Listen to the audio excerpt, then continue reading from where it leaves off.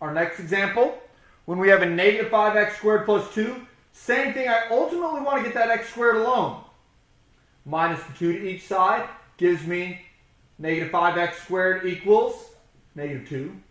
Divide by the coefficient, divide by negative 5, cancels out giving me that x squared alone. Negative divided by negative, cancels out, ends up giving me a positive 2/5.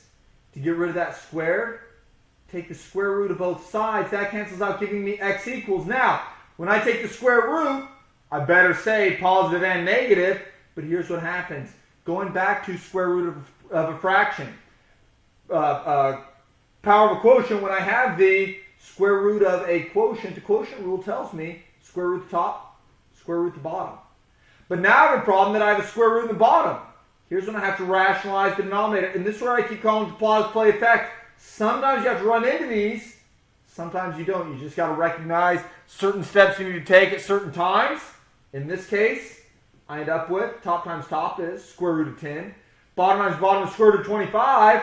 But remember, we know that's going to be 5. We know that's going to cancel out. My answer is plus minus square root of 10 over 5, which are numbers. I'm going to put square root of 10 over 5 and negative square root of 10 over 5. Remember that is a number.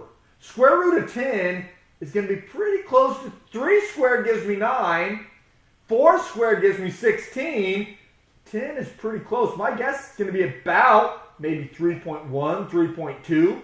Divided by 5 is going to give me, I don't know, maybe about 0.6, somewhere in that range. Whatever it's going to be, that's going to be a number that when I plug it in, would actually work up here. Even though it's a horrible decimal, it's still a number. Now, when we look at our next problem, 4x squared plus 9, I'm still trying to figure out what works.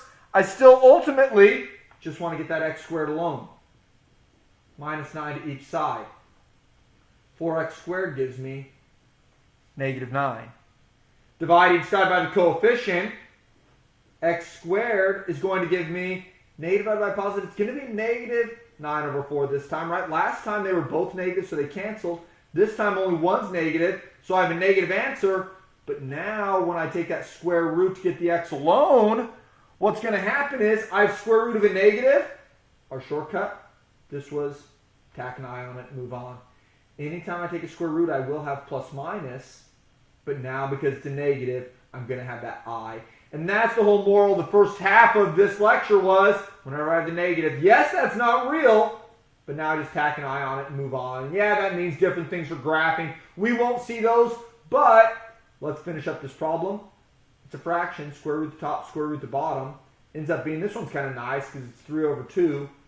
Ends up being, and remember, I kind of want to put that I on the back side. My answer is x equals plus minus 3/2 I. And what I put in Math Excel is 3/2 I and negative 3/2 I. Perfectly fine to have an I in our answer. I just means I had a square root of a negative.